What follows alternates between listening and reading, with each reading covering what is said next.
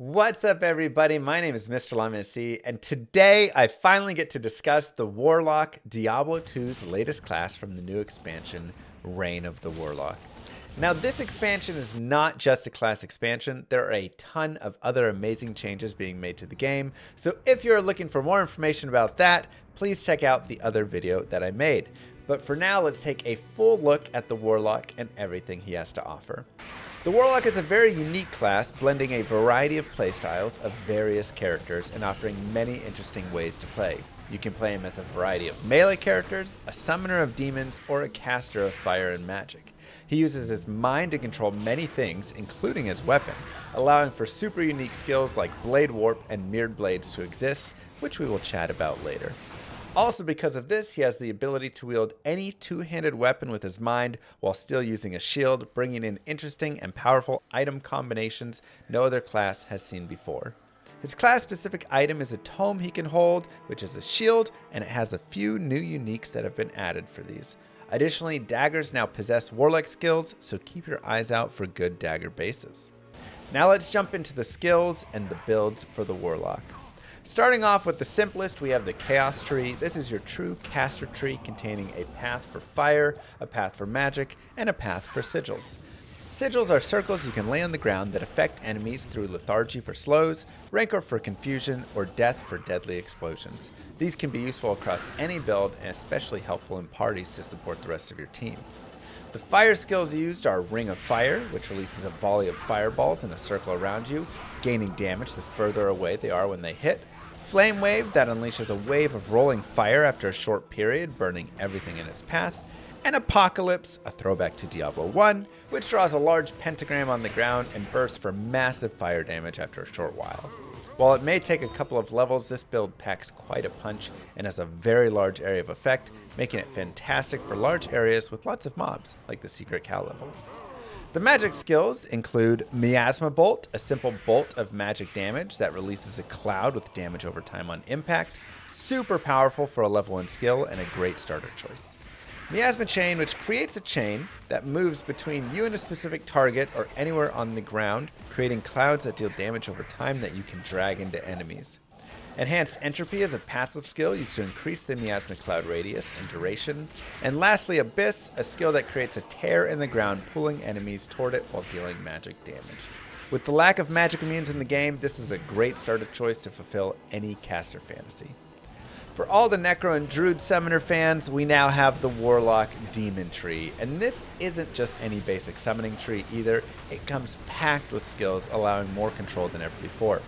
The summons available are demons you've seen in the game before. Goatman, a great melee tank that gains skills like Frenzy as they level up. Tainteds, ranged fireball shooters to pick enemies apart. Defilers, soul binders that share damage between targets for maximum pain. And lastly, Bind Demon, also known as any demon you want that isn't an act boss. Want an archer to join your party? Go grab one. Think a pit lord would do nicely? Sure. Do you want Lister the Tormentor himself from Balewave 5? Well, he's all yours. Truly one of the coolest skills ever added to Diablo 2. Oh, and the demon will also travel with you between games. For added control over these mobs, the devs gave us the following skills. Deathmark to teleport your demons to any enemy target to attack. Blood Boil to erupt your demons, reducing their life while dealing an explosive blast around them. And Engorge to feed corpses to your demons for healing and defensive bonuses. On the left side of the tree are passives, including Demon Mastery, a way to boost the speed and damage of your mobs, while also giving an extra demon summon at level 10 and 20 to increase your party size.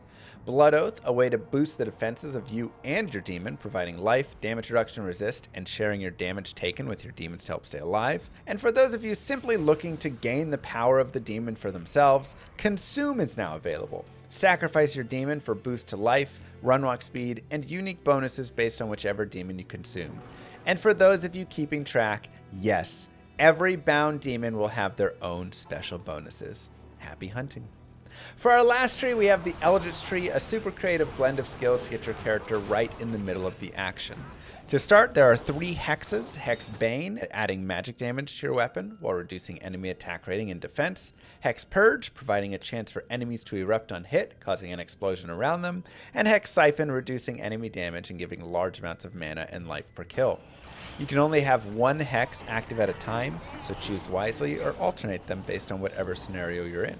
The actual fighting portion of the skill tree involves Levitation Mastery, a passive bonus to increase damage and attack rating while reducing weapon requirements, providing a much easier path to some of those high requirement two-handed weapons.